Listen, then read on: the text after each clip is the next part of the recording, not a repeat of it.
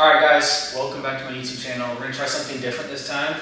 I'm going to be interviewing just talking to my teammate, Corey Lundeen, What's who up, also guys? is my roommate.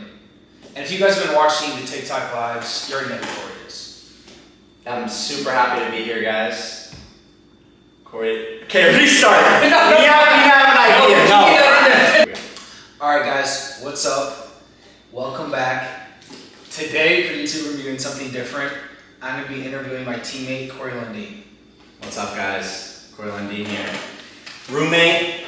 Excited to be here. Excited for our first interview podcast.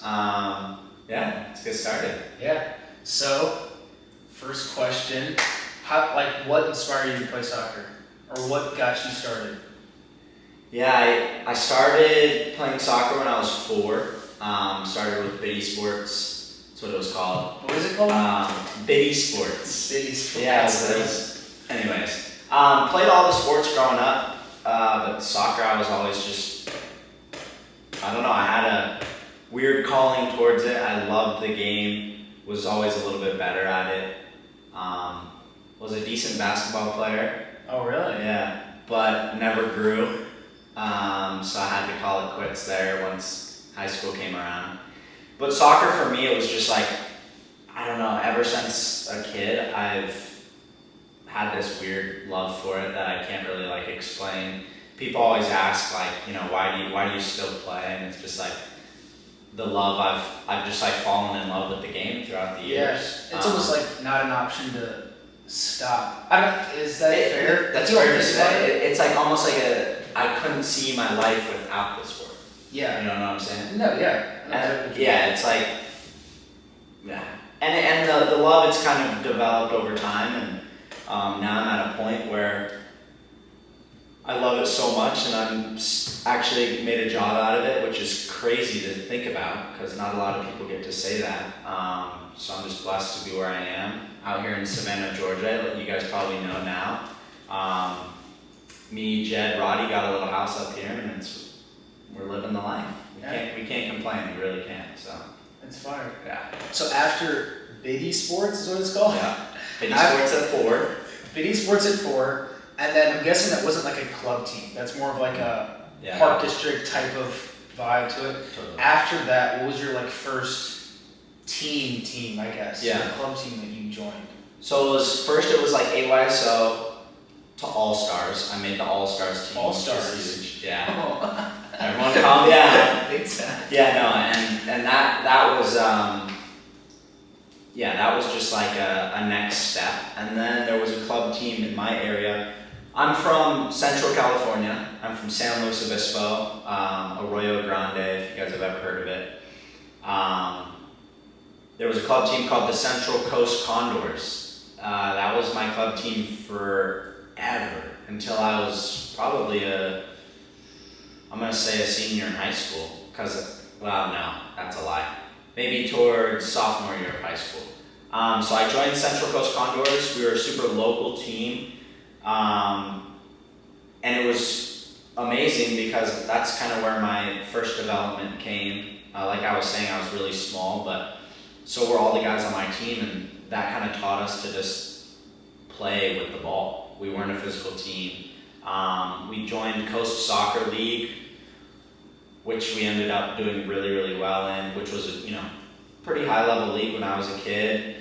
But yeah, went from All Stars to Central Coast Condors, and then from Condors, I ended up getting to high school, and then once I was in high school, my junior year of high school came around, and I decided to go over to Spain, and I played for a year in Barcelona, Spain, right outside of Barcelona, and that was just a crazy sick opportunity. I mean, sounds incredible. Yeah, as you know, it was just, it's the culture, that was the biggest thing. It's just soccer, they live and breathe it over there, so that's what really developed. What was the colors of the Condors club team? What were your team colors? We were red, white, and black, red, white, and black. Like your home kits were mainly red? Red, as an accent? And then white for the other? White was the away kit. And what position? I played winger growing up. Oh, really? Yeah, so growing up, I was a left and right winger for It's actually not that surprising. most of my career. I was just running up and down, and it really, I mean, no one probably would have thought like I'd be where I am today, and that's where the development just comes into play. Why do you say that? Like, well, it's just, everyone develops at different levels, and, there's guys who I can think of when I was playing when I was 12 that were like miles ahead of me in terms of development, meaning they were scoring, 3 goals all the time, hat tricks, bagging, hat tricks, assists, whatever. Yeah. But now they're not playing. And they either fell out of love with the sport, or they just kind of peaked and then just stopped getting better. Yeah. So I think it was like, I was always a good player, always this consistent starter and stuff like that, but it was more of like, how can I get even better? Was that part of what motivated you to get better? I think that was a huge part of it, and I think my parents were another huge part of it, always supporting me, always pushing me to the next. My dad would take me out and do training sessions, just me and my dad. I had a nice backyard, but I think my main motivation was like, I want to become a pro. Like, how can I do this? And it was just a matter of putting my mind to it, but also just, parents pushing me, and then the love for the game. What was it like? Because a lot of you guys would be asking me, like, when did you know that you wanted to become a pro? Mm-hmm. What was that for you? Because for me, like, I don't know. It wasn't like I thought it was really cool, but it wasn't like one day I was like, Yeah. I mean, I can physically remember writing in like 1st through 8th grade all the career things, like what do you want to be when you grow up? I can go back and find it at my house of old stuff. It was always professional soccer player. Yeah. So it's like, it's always been, when you're really young, it's like, I want to be Superman. Yeah. Obviously. or Spider-Man. But then it's like, genuinely, I wrote that as professional soccer player. I think when I went to Spain and developed when I was like 17, in terms of developed as a soccer player, I came back with so much confidence, and I was like, because that's when I transitioned from winger to center mid, and I just felt at home. What was like, so you were 16 when you went over, or you were 17 when you went over? 16, going on 17. Turned 17 there. Yeah. And like, so how long was your time there? Yeah, it was a year long. It was like, or maybe 10 months. Was that the first time you had been like somewhat away from home? Yeah, it was crazy. It was just one of those things where it's like, my parents were super supportive of it, and they're like, if you want to do this, like, let's do this. Go for it. So they came over occasionally, and they had a little Airbnb. So it wasn't like I was fully alone the whole time. But for a good amount. But yeah, for a good amount of time I was by myself training with these guys, and shout out the guys, they were super cool. A bunch of international guys, so that's where I had a super giant appreciation of different cultures and stuff too, because growing up in California, you don't experience all the different cultures. I had a lot of Mexican guys on my team growing up. I was like the only white guy for a while, and obviously that culture is awesome. But then I also got to experience a lot of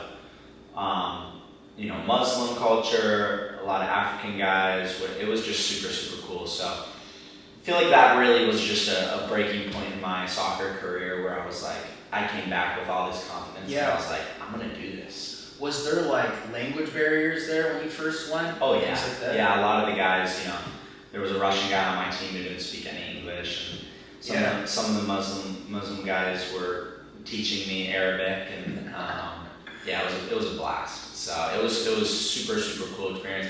Not just soccer-wise, but also just individually growing and stuff like that. So that was your sophomore year, you said, in high school? That was my junior year. Came back senior year, and with the CIF rules, I couldn't play in my high school. CFA, San Francisco, something? CIF is like high school. High school. Okay. Yeah, it's like IHS. There's like state, and then there's CIF. Okay. That's just what it was. We went to court with everything, but I was technically, since I was over in Spain for more than 6 months, I was they scouted me from Spain. Oh. So by rule, I wasn't able to play because I was a scout from. That's crazy. I was a recruit from Spain, which isn't allowed in high school. So that's what like really bummed me out because I couldn't play high school, but luckily I joined a different club team, the Eagles. It's weird, birds. All these club teams are birds. Joined the Eagles and played senior year, had a super good coach, super strict, but I liked it a lot. His name was Coach Sean Harris. And shout out Coach Sergio Romero, by the way, if he ever sees this. Who's that? He was my coach on the Condors. On the Condors, Yeah. for all that time. That whole time growing up. Coach Sergio, shout him out for real. He helped me develop a lot. So, anyways, Coach Sean helped me then. He had a lot of connections with different colleges. Yeah. And I wasn't sure I wanted to go to college, but again, coming back from Spain, I still wasn't super, yoked. Mm-hmm. Still pretty short. And I was like, oh, maybe I go D1, maybe I go D2. Maybe I just say screw all that, go to some pro combines and stuff like that. Yeah. But I thought, yeah, I'm gonna go to college. How did that whole process work for you? Yeah, for me it was when I was in Spain. Junior year is usually when a lot of coaches will come and watch you play, but I'm in Spain. Can't be, yeah. So they couldn't come to any games. So I came back senior year and I was scared. I was like, I'm screwed. Like I don't know what to do. But my dad reached out to the San Diego surf team. So shout out my dad. He was like, can my son come guest player on your team, be a guest player? And San Diego Surf is... That's a big club in San Diego. They're super high level, at least the team that I played on. So yeah. I don't know too much about them, but... So I came down, and it was during Thanksgiving week. I guest played at this San Diego Surf tournament. And for some reason, I think it was, I don't know what it was, I played insane. Oh, for real? Yeah, I was like, it was some of the best soccer I've ever played in my life. Random team, they just threw me in the middle. I think I scored like 4 goals, 4 games, 3 assists. I mean, I was just going crazy. Yeah, I remember scoring a volley, like top of the 18. It was like just totally God. I was like, this and someone was watching. Gotta be. Yeah, well, this tournament, it was so scary because all the coaches, they all had their hats on. Yeah. With the little like tripod seats and everything. And they had their little, the little pads and stuff. I remember I scored all this stuff, but I missed a pen during this tournament. And I like looked over and I saw the coaches writing. I was like, no. But anyways, I was reaching out to schools and I ended up getting an offer from Point Loma. I reached out to the coach there and he's like, yeah, we saw you play, which is a smaller college in San Diego. It's a private. But it's like right on the water. Yeah, it's super beautiful. And I just was super blessed. God definitely helped me with that because I ended up saying yes to this school, which was probably one of my only real offers. They're Division II, so I was already like bummed. I was like, dang, I'm not going D1.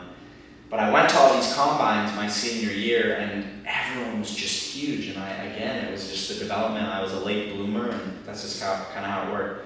But then Point Loma went really, really well. Played there for all 4 years. Got some starts my freshman year. Really started stats. Getting my stats up. And what was like the differences from your coach from your last club team, which was what was it called again? The Eagles. The Eagles from your college coach. Like what was the differences as you saw? My coach in club was very. I want to say strict, and he wasn't too tactical based. It wasn't like what was like strict in what ways? Like how he wanted. Oh, he'd run us if we'd mess up. He'd discipline us really hard. He was trying to get us prepared for college because all the guys on the team were seniors in high school. Yeah. So he was running the crap out of us, and would yell at us and stuff like that. But I kind of liked it. Yeah, I did in a way. Yeah. And then college, that's a long season. So you come in and you have this like long preseason where, you're really going into the tactics of how he wants us to play. Okay, yeah. The 10s pull out and the swingers and however and stuff like that. Yeah. And the coach was really good. His name's Coach Wolf. Shout out Coach Wolf. So that was just another thing. Freshman year is when I'm hitting my later stages of puberty. And I know it sounds crazy, but I was just like a late bloomer. So, and and then ended up just doing well throughout college, and I got a degree, which is super cool. I'll always have that as a backbone just in case. What's that in? Exercise science. Yeah, exercise science and sports physiology. So kinesiology, how the body moves, a lot of like physical therapy, stuff like that. His own personal trainer. Yeah, personal strength and conditioning, a lot of stuff like that.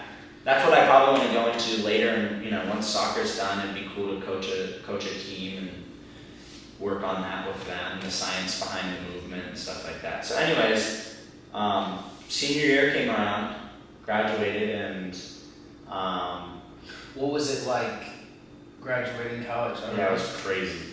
It's so weird to think about that I did that, and like in my head, I'm graduating, and I'm like, I wonder if like I could, I was determined that I was going to go pro. Yeah.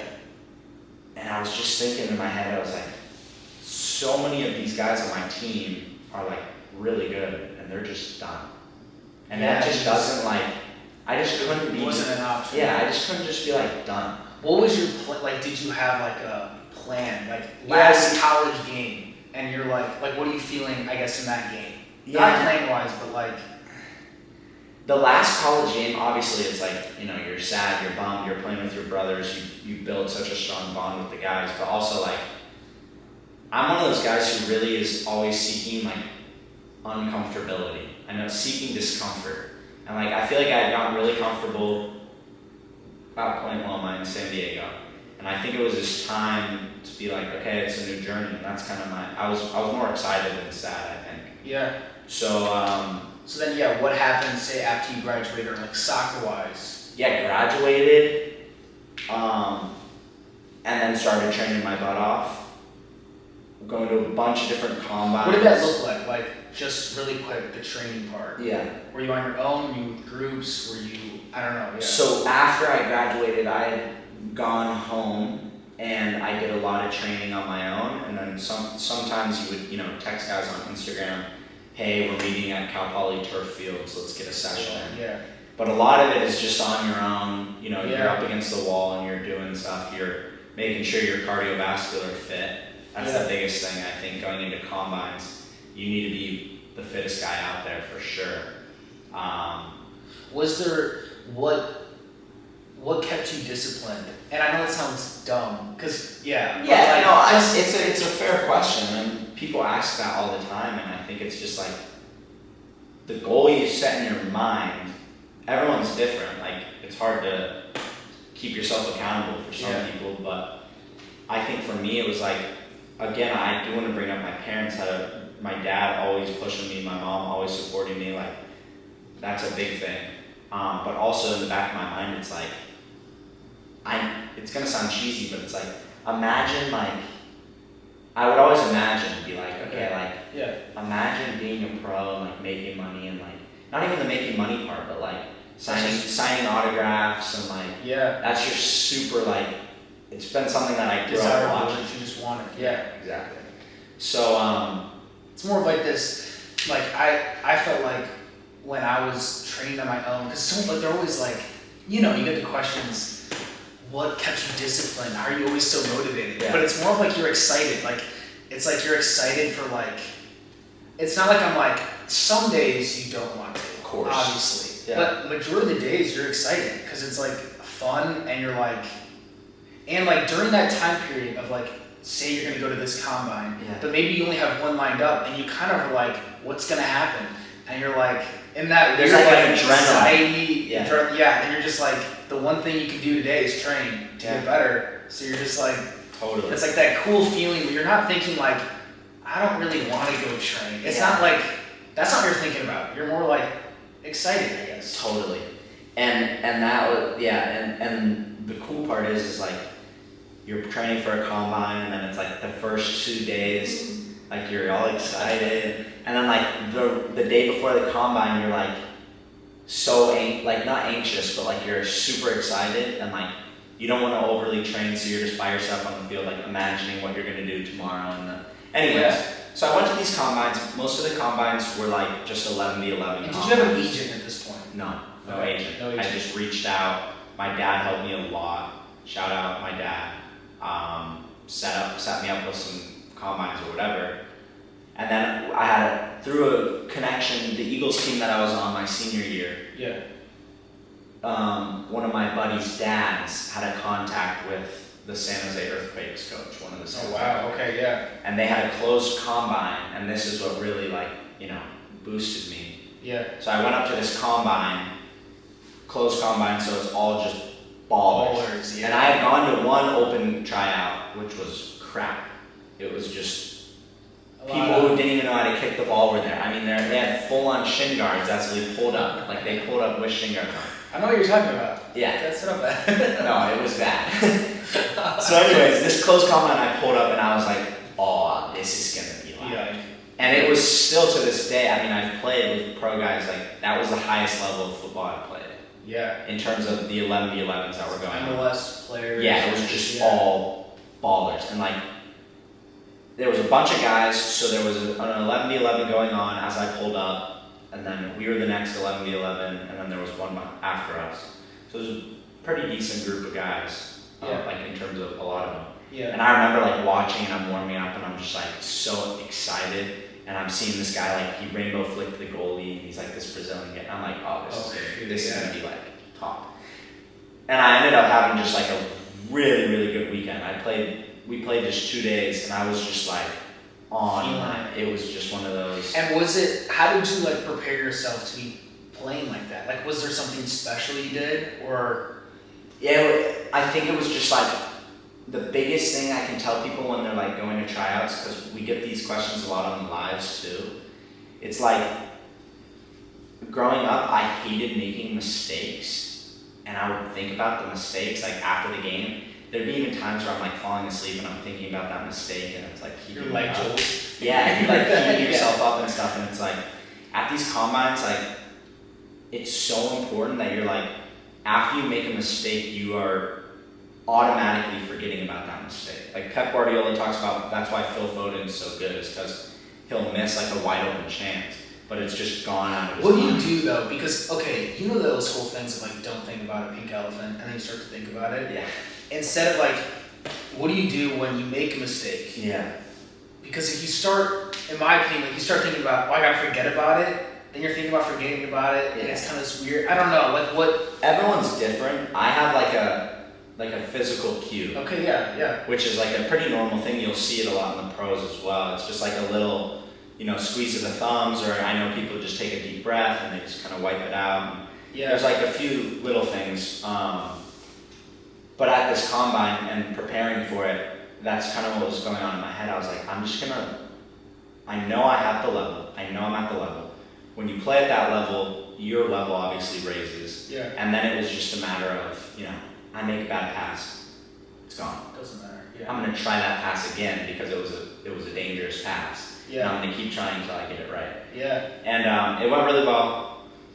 I ended up getting in contact from the coach. They were like, we're probably not going to bring you into the Earthquakes, but we are going to put your name into the MLS Super Draft, which was just a super cool honor already, because there's not too many guys. I mean, there's a good amount of guys that get put into the Super Draft, but just to have my name on that list. And the way you got in is kind of like a special. Yeah, I wasn't out of college or anything like that, so that was just super exciting.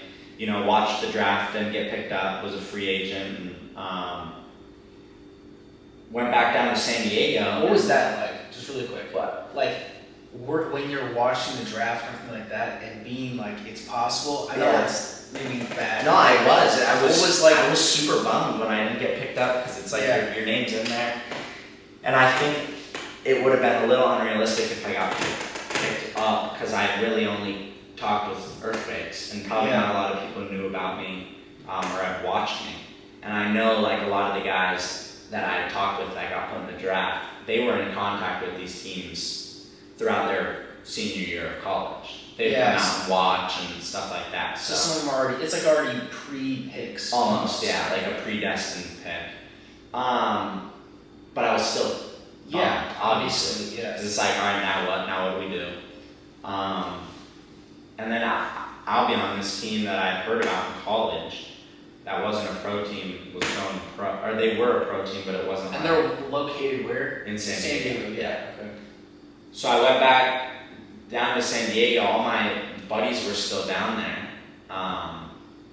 And it was just a crazy cool opportunity because I had talked with this guy who was the head vice. By the way, in college, in the summers, when I would be done playing my season, I would always find a team to play on in the summer. And that's where this comes into play because I had played on a team under the same organization in an NPSL league over the summer. And then the next summer, my junior to senior year, I went up to San Francisco and I played on a USL2 team called the San Francisco Glens. Okay.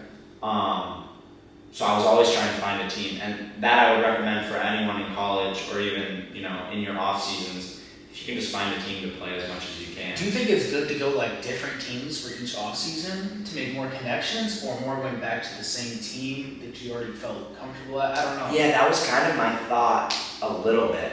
I had heard about this Glens team just from a friend. Team? Yeah, San Francisco Glens. Okay. I think that was like the coach's team or something. Yeah, no. And shout out to Glens, super high level soccer. But I did build a lot of, because Jed's told you guys in videos in the past, it's connections with soccer. That's all it is. It's connections, relationships. That's how you're going to get picked up by a team. And don't you feel like a lot of people I talk to that are like, how do I get connections? It's like you have some right now, but you gotta like build relationships with who you know now. And it's like Fred's dad knows that guy. You just have to be like, yo, Fred, could you ask your dad to give me his number? Yeah, be proactive about it. Yeah. But like, don't be like, I don't know, too far stretched. You're maybe DMing some guy on Instagram that you've never met. Look to people around you that you already know. Totally. And that's what it was. It was teammates, and it was the team I played on was then going pro, and I had that contact actually in my phone. It was my old assistant coach who was now the VP of this club down in San Diego. So I called him up, and he's like, yeah, we'll you can come to the open tryouts. And I was like, oh great, another open tryouts. And he's like, but you don't, we've seen you play, don't have to train too hard, you're good. Just kind of show us that you haven't gotten worse. That's literally what he told me. Yeah. So I did a couple open tryouts and I was living down there, so it was great. And then he's like, yeah, you're gonna stick around for sure.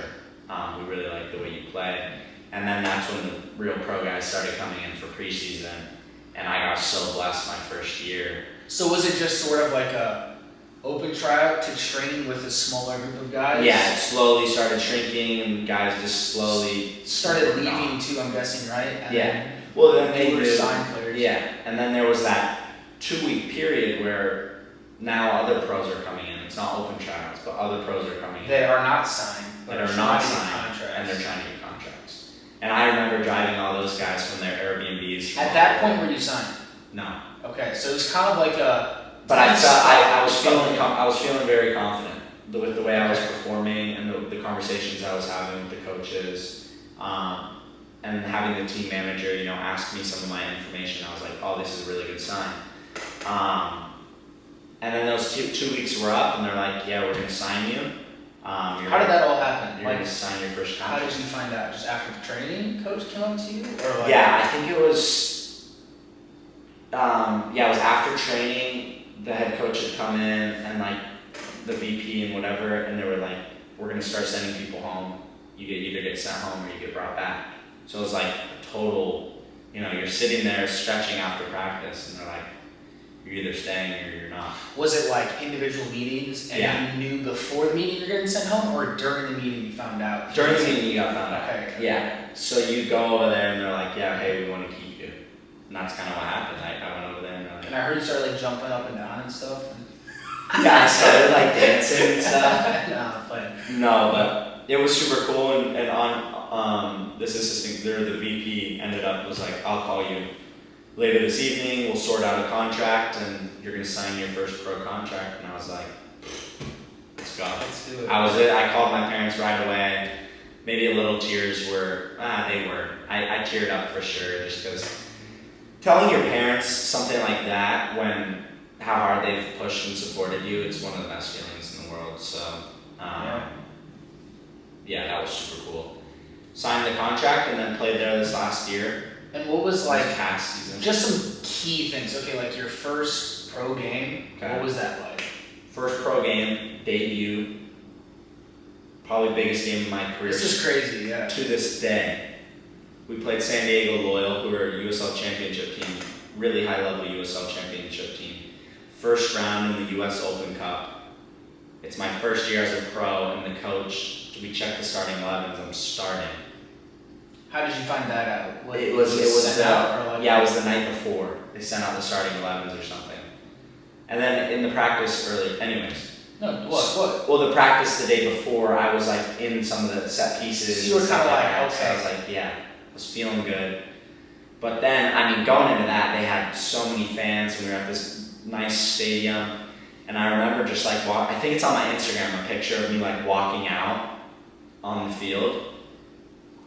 I was so nervous, guys. Like, I'll be honest, I was so nervous. And, you know, we hadn't done too many tactic coachings yet, and like all the tactics and stuff like that. So it was just, you go back to second nature and you're just like, I'm just gonna play my game.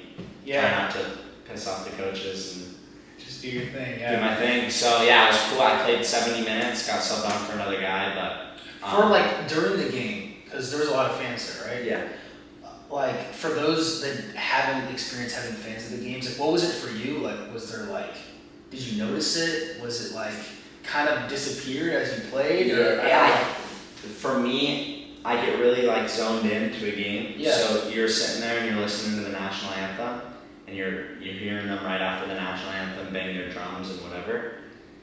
And then like once the whistle blows, I don't know, they just disappear. Yeah. I don't know what No, I agree, yeah. Sometimes like if you do a really good move and you'll hear them like all shout, that'll like really like adrenaline, your adrenaline will go, but it was just a crazy cool experience. So a couple other key points just real quick of this first year as a pro. First goal, what was your first goal? Yeah, first goal was against the team I'm playing against now. Or playing on now, the Clovers. Against now, that's crazy. Yeah, it was crazy. Super cool experience. Describe it, like what was the goal like? Yeah, so like stole the ball in the midfield. Shinya, our left winger, baller, like was driving. And you stole on the left side or the right side? Yeah, on the left side of the field. Okay. Our left 10 came wrapping around Shinya. Shinya played him the overlap. Danny, the other 10, cut it back. And I was like maybe 15 yards out, took a touch, and then just slotted it bottom right corner, and I just like, such a cool feeling because it was the first game my parents had come to. Oh, They flew all the way out here, and I still like get goosebumps thinking because like you can hear my parents in the video just screaming, and I know like you know how you know your parents' voice and stuff, so that's just such a special. What did you do for your celebration? Did you have? I just ran. I was just like this, and I think I did like one like a jumping like. You did like a couple celebrations? Oh, just everything. No, my adrenaline was through the roof, and all the guys congratulated me. And we did a thing last year where you get like a man of the match. The coach will say like the man of the match is. And yeah. That person will go in the center of the circle and do the chant with all the guys. And I got that game for the first time. So that was just a great feeling. It was such an amazing feeling. So. And what was your other points that you were? There's a lot of respect once you get to this level, depending on the team, but I think the biggest thing I needed to like, you need to respect the guys who have been here and been playing, and not just respect, but you also can learn a lot from the guys, even if you're not physically asking them, hey, what do you think I can work on? It's like little mannerisms you pick up in trainings, like the other 10 I got to play with, Danny Bedoya, he's baller. But it wasn't like he was constantly telling me like things to do, but you can pick up things in his game that you can try to like reciprocate in your game.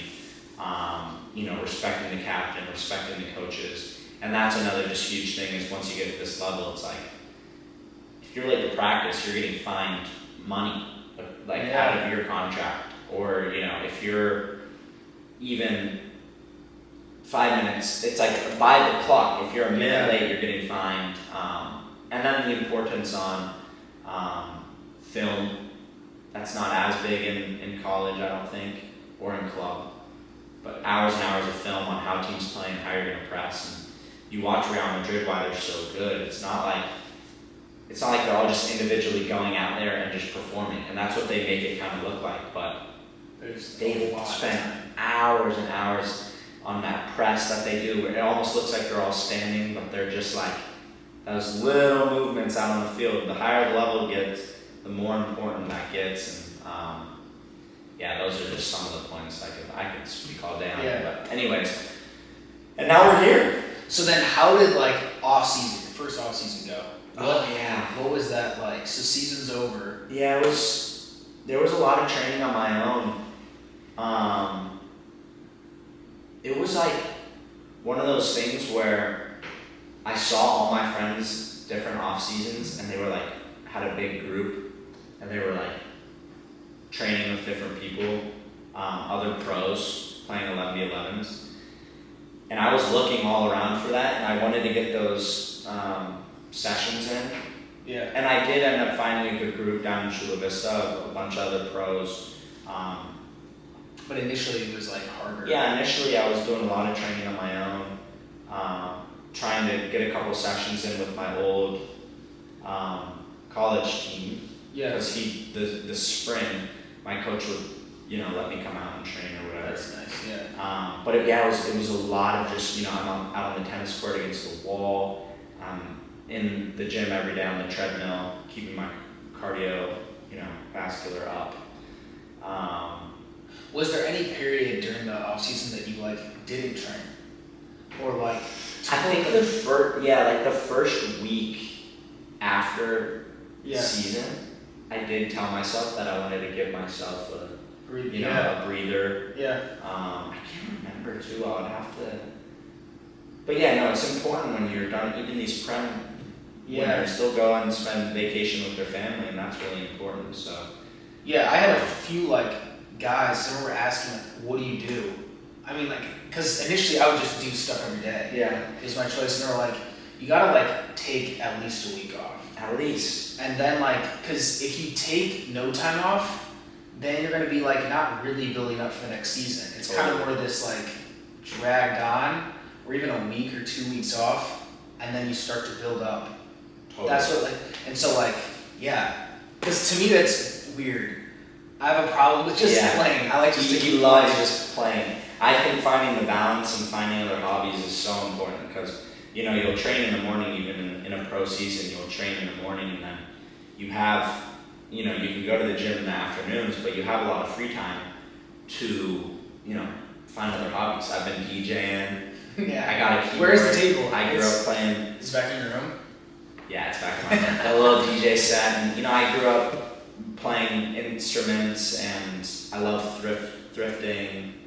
I'm trying to. I love your outfit right now. What is thrifted?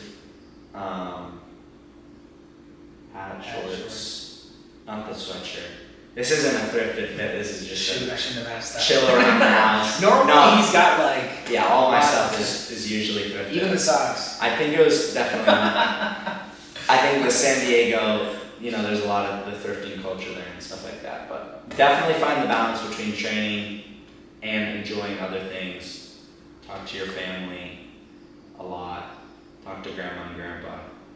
Okay, so let's end with what's one thing? That's tough. What's one or two things that you'd say to someone that's say in high school that wants to play professionally, and they're I don't know, Yeah. someone that age. It's gonna sound cliche, but discipline is the biggest thing I can say.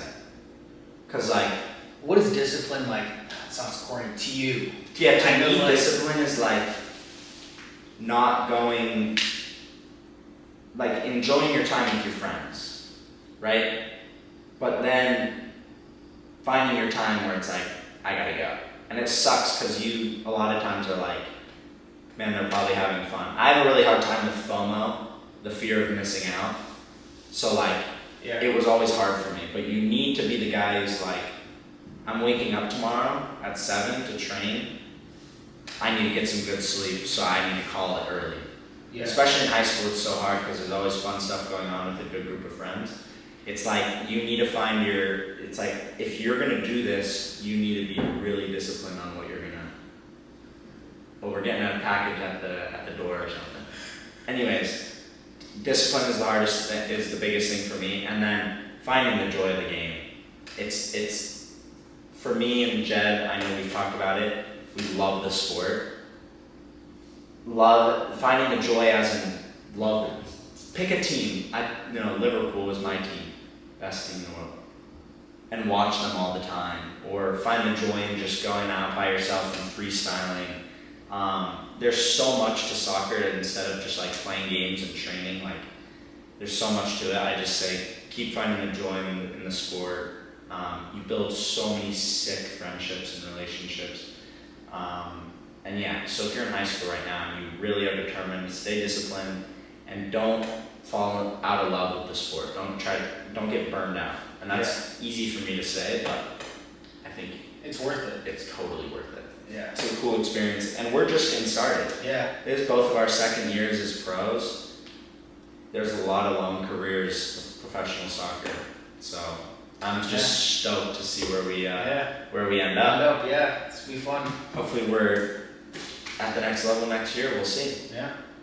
But so thanks guys for watching. Cheers, guys. Thanks to Corey. I'll put his Instagram, all that stuff, so make sure to go follow him and everything. But yeah, thanks Corey. And we'll do probably a bunch more videos. Oh yeah, we're just we're gonna go content crazy. Oh yeah. Oh yeah. Anyways, bye guys. Yeah. Make sure to like, subscribe, and any links in his bio, press on. Click on. Click all of them. Okay, peace.